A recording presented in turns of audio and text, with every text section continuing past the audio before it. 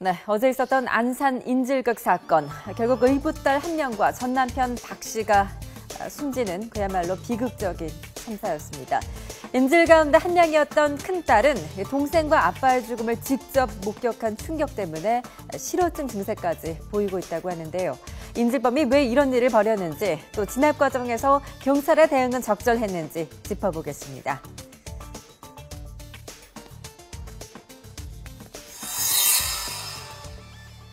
비극의 시작은 남편의 과도한 의심이었습니다.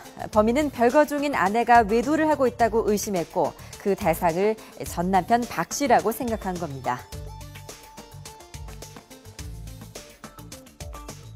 별거 했지만은 이 아내에 대한 애정이 깊은 것 같습니다. 아내를 찾았고 다시 재결합하려는 생각이 있지 않았을까.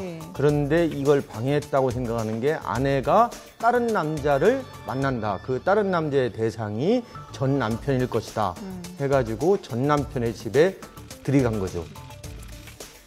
네, 아내가 있는지 확인하기 위해서 들어간 집에서 박 씨와 마주치자 다툼을 벌인 끝에 박 씨를 결국 살해하고 또 딸 둘을 인질로 잡은 것인데요. 의붓딸들은 이 인질범을 삼촌이라고 부를 정도로 친근한 사이였다고 합니다. 그런데 어떻게 이렇게 살해까지 할 수 있었던 것일까요?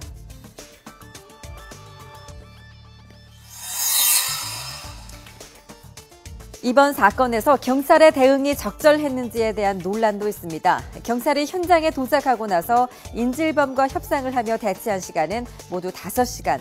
인질극이 전날부터 시작됐고 이미 범인이 2차례 살인을 한 상황이기 때문에 나머지 인질을 빨리 구했어야 하지 않나라는 지적도 나오고 있습니다. 특히 협상 과정에서 평소 다툼이 잦았던 부인에게 범인과 통화하도록 한 것도 문제로 지적되고 있는 부분입니다. 왜냐하면 지금 감정 상태가 상당히 고정된 상태에서 일정한 지인에 대해서 면접을 요구하는 것은 평상시에 이 지인이 우호적인 관계였다고 한다면 감정이 완화될 수가 있지만 그렇지 않고 반감이 있는 관계였다고 한다면 사실은 극단적인 선택을 하는 것이 보통이거든요. 네, 결국 경찰이 출동했을 때 현장 파악을 제대로 못한 것이 아니냐는 의구심이 들 수밖에 없는 부분인데요.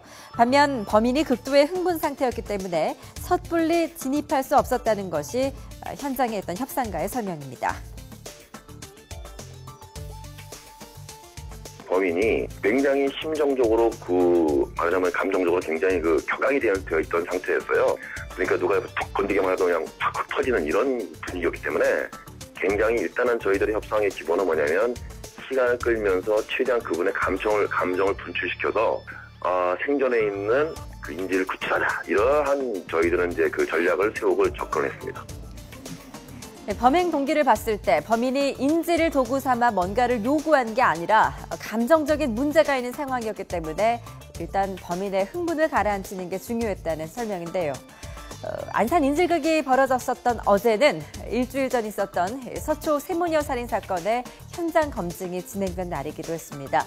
연이어 일어난 이 끔찍한 가족 살해 사건으로 과거에 비해 쉽게 붕괴되는 가족의 씁쓸한 현실이 드러난 것 같아 안타깝습니다.